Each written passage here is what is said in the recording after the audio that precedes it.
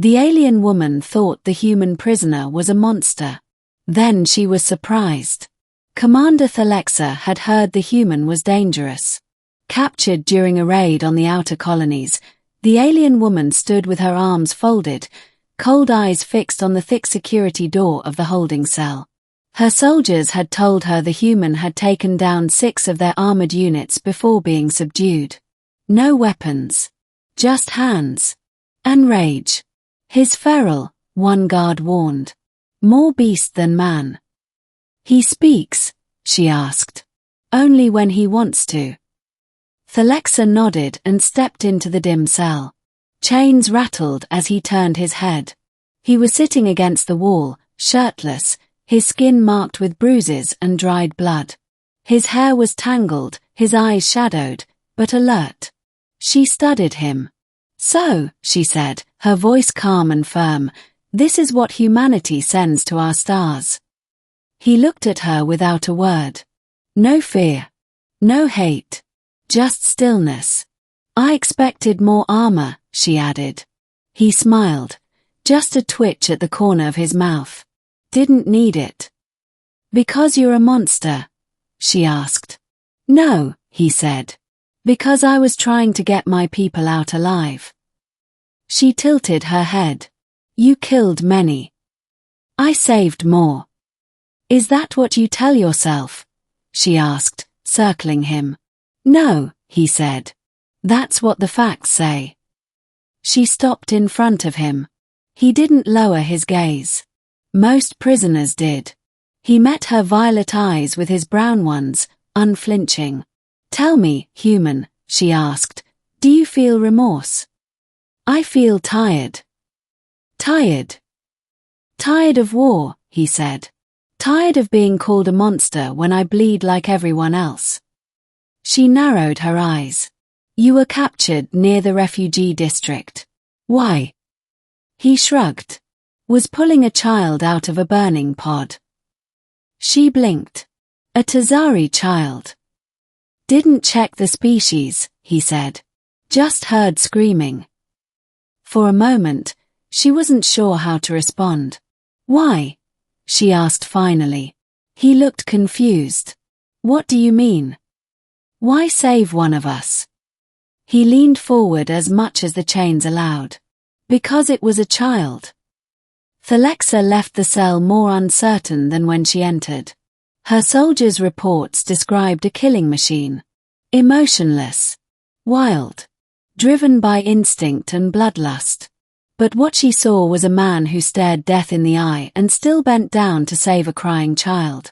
She pulled up surveillance records from the day of his capture. Sure enough, there he was, dragging a small Tazari girl from under debris, shielding her with his own body as explosions rocked the streets. Captured only when he refused to let her go. She leaned back in her chair, troubled. Over the next days, she visited the cell again. Sometimes she brought questions. Sometimes silence. He never asked for anything. She asked about Earth. He told her about oceans. About laughter. About pain. He asked nothing in return. But one day, she asked, why aren't you afraid of me? He looked up. You haven't given me a reason. You're my prisoner. And you haven't tortured me. She frowned. Is that your standard? Been worse. That night, she watched him on the cameras as he helped another prisoner up after a guard knocked him over. The human took the strike meant for the other man, didn't fight back. Just stood there. Monster, they had said. But monsters didn't shield others. They didn't save enemy children. They didn't talk with eyes that still carried hope.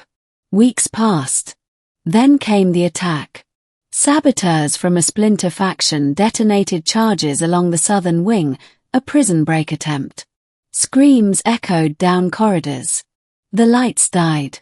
Systems crashed. Thalexa rushed down the emergency stairwell with 2 guards. When she reached the holding floor, she found 3 of her soldiers down, unconscious or worse. And in the center, chained but standing like a wall of defiance, was the human. breathing hard, blood dripping from his temple. He had stopped them. With no weapons. Thalexa stared. One of the wounded guards lifted his head weakly. He stopped them. Protected us. Reeve, she now knew his name, looked at her, his chest heaving. Still think I'm a monster? He asked. She stepped forward.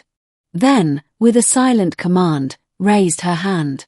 The locks on his chains clicked open. He looked down, surprised. You've earned your freedom, she said. I didn't do it for that. I know, she replied. That's why it matters. In the days that followed, he did not leave. He stayed in the barracks. Helped rebuild. He taught alien children how to make shelters from debris, how to boil water without power, how to play earth games with stones and string.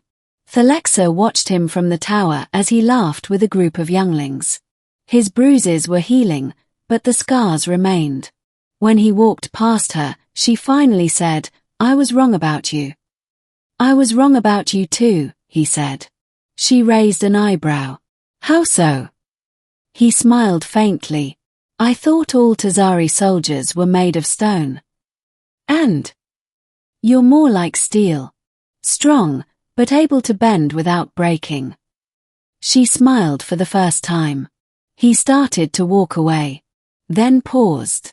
You never told me why you came to see me that first day. I wanted to see the monster, she replied. And what did you see? She met his gaze. Someone more human than most.